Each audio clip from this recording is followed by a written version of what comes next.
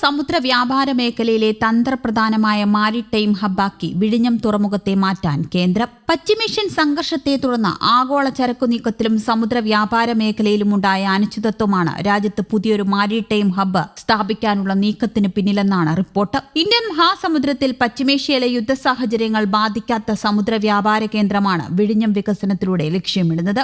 ഭാവിയിൽ Singapore, Dubai തുറമുഖങ്ങൾക്ക് ബദലായി വിഴിഞ്ഞത്തെ സജ്ജമാക്കുകയാണ് ലക്ഷ്യം. ഇതിനുള്ള തുടർ നടപടികൾ സ്വീകരിക്കാൻ പ്രധാനമന്ത്രിയുടെ ഓഫീസ് കേന്ദ്ര ഷിപ്പിംഗ് മന്ത്രാലയത്തെ ചുമതലപ്പെടുത്തി. ഷിപ്പിംഗ് മന്ത്രാലയം ഉദ്യോഗസ്ഥർ സംസ്ഥാന തുറമുഖ വകുപ്പ് ഉദ്യോഗസ്ഥരും വിസിലുമായി പ്രാഥമിക ചർച്ചകൾ നടത്തി. രാജ്യത്ത് തുറമുഖങ്ങൾ വികസിപ്പിക്കാൻ കേന്ദ്രം പ്രഖ്യാപിച്ച മാരിടൈം അമൃത്കാൽ വിഷൻ 2047 ഭാഗമായാണ് പദ്ധതി വരുന്നത്. നിലവിലുള്ള ട്രാൻസ്ഷിപ്മെന്റ് ടെർമിനലിനെ ട്രാൻസ്ഷിപ്മെന്റ് ഹബ്ബാക്കുകയാണ് ലക്ഷ്യം. വിഴിഞ്ഞം രണ്ടാം ഘട്ടം പൂർത്തിയാകുമ്പോൾ ബെർത്തിന്റെ നീളം 2 കിലോമീറ്റർ ആകും. ആഗോളതലത്തിൽ മികവ് വേണമെങ്കിൽ കുറഞ്ഞത് 5 കിലോമീറ്റർ വേണം. ബെർത്ത് നിർമ്മിക്കാൻ സ്വകാര്യ സംരംഭകർ വരുമെന്നാണ് വിലയിരുത്തൽ. ആഗോള ചരക്കു നീക്കത്തിന്റെ 40% കടന്നുപോകുന്നത് വിഴിഞ്ഞത്തിന് സമീപത്തു കൂടിയാണ്. ഇതുവഴി പോകുന്ന കപ്പലുകൾ ഇന്ധനം നിറയ്ക്കാവുന്ന ബങ്കറിംഗ് സംവിധാനവും ആരംഭിക്കണം. വമ്പൻ തുറമുഖങ്ങളുടെ മാതൃകയിൽ ഫ്രീ ട്രേഡ് ഉൾപ്പെടെ സാധ്യമാക്കണം. പ്രതിരോധ സേനകളുടെ സാന്നിധ്യവും ഇടപെടലും ഉറപ്പാക്കണം. നിലവിലുള്ളതിന്റെ ഇരട്ടിയിലധികം നിക്ഷേപമാണ് പ്രതീക്ഷിക്കുന്നത്. അദാനി ഗ്രൂപ്പിന് പുറമെ നിക്ഷേപ താൽപര്യമുള്ള സ്വകാര്യ മേഖലയിലുള്ളവർക്കും അവസരം ഒരുക്കും. ഇതിനുള്ള വിഷൻ ഡോക്യുമെന്റ് തയ്യാറാക്കാൻ കേന്ദ്രം നടപടി തുടങ്ങി. നിലവിലുള്ളതിന്റെ ഇരട്ടിയിലധികം നിക്ഷേപമാണ് പ്രതീക്ഷിക്കുന്നത്.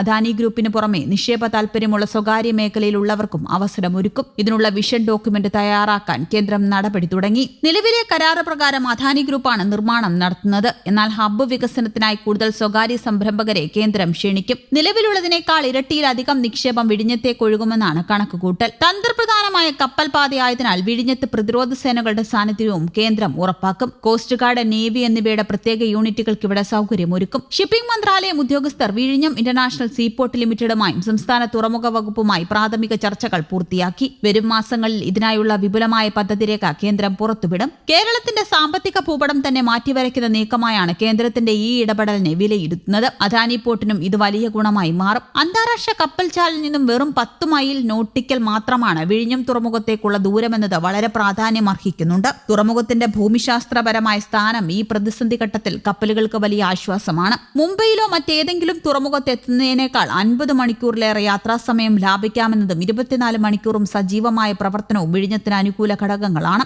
യുദ്ധം പൊട്ടിപ്പുറപ്പെട്ട ശേഷം 896 കപ്പലുകൾ വിഴിഞ്ഞം തുറമുഖത്തെത്തുകയും 18.20 ലക്ഷത്തിലേറെ കണ്ടെയ്നറുകൾ കൈകാര്യം ചെയ്യുകയും ഉണ്ടായി. തുറമുഖത്തിന്റെ പണി പൂർണ്ണതോതിൽ പൂർത്തീകരിക്കാത്തതിനാൽ നിലവിലെ സാഹചര്യത്തിൽ ചില പരിമിതികളുണ്ടെന്ന് ബന്ധപ്പെട്ടവർ സൂചിപ്പിച്ചു. 2028 മാത്രമേ തുറമുഖത്തിന്റെ രണ്ടാം ഘട്ട വികസനം പൂർത്തിയാകൂ. അദാനി ഗ്രൂപ്പ് 10,000 കോടി രൂപ മുതൽ മുടക്കി ഇപ്പോൾ നടത്തുന്ന വികസനത്തിൽ 2000 മീറ്ററിലേക്ക് നീളുന്ന ബെർത്തും 4 കിലോമീറ്റർ പുലിമുട്ടും സജീവമാക്കുന്നുണ്ട്. ഇതിന്റെ പണി പൂർത്തിയായാൽ ഒരേ സമയം 5 കൂറ്റൻ കപ്പലുകൾ നങ്കൂരമിടാൻ വിഴിഞ്ഞം തുറമുഖത്തിന് കഴിയും. ഭാവിയിൽ ഇന്ധനം നിറയ്ക്കാനുള്ള ലിക്വിഡ് ടെർമിനൽ കൂടി പൂർണ്ണമാകുന്നതോടെ കിഴക്കും പടിഞ്ഞാറും തമ്മിലുള്ള കപ്പൽ ഗതാഗതത്തിന്റെ അഭിവാജ്യ ഘടകമായി വിഴിഞ്ഞം തുറമുഖം മാറും. ഇതുപോലെയുള്ള ആഗോള പ്രതിസന്ധി ഘട്ടങ്ങൾ ലോകത്തിന് വിശ്വസിക്കാവുന്ന ഒരു സുരക്ഷിത താവളമായി വിഴിഞ്ഞം മാറിക്കൊണ്ടിരിക്കുന്നു എന്നതിന്റെ തെളിവാണ് ഇപ്പോൾ കേരള തീരത്തേക്ക് കടക്കുവാൻ കാത്തുനിൽക്കുന്ന 100ഓളം കപ്പലുകൾ. രാജ്യത്തെ ഏറ്റവും വേഗത്തിൽ വളരുന്ന തുറമുഖമാണ് വിഴിഞ്ഞം. പ്രതിമാസം ശരാശരി 60 കപ്പലുകൾ എത്തുന്നു. അടുത്ത ഘട്ട വികസനം 2028 പൂർത്തിയാവുന്നതോടെ ഒരേ സമയം 5 കൂറ്റൻ കപ്പലുകൾ നങ്കൂരമിടാനാവും. 800 മീറ്റർ ബെർത്ത് 2000 മീറ്റർ ആക്കും.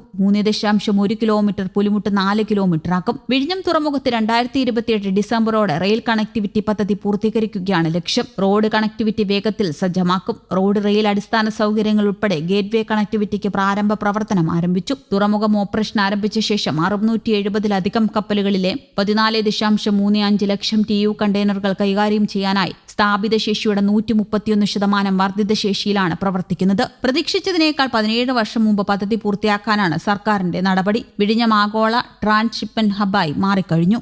News desk, Kerala Kaumudi.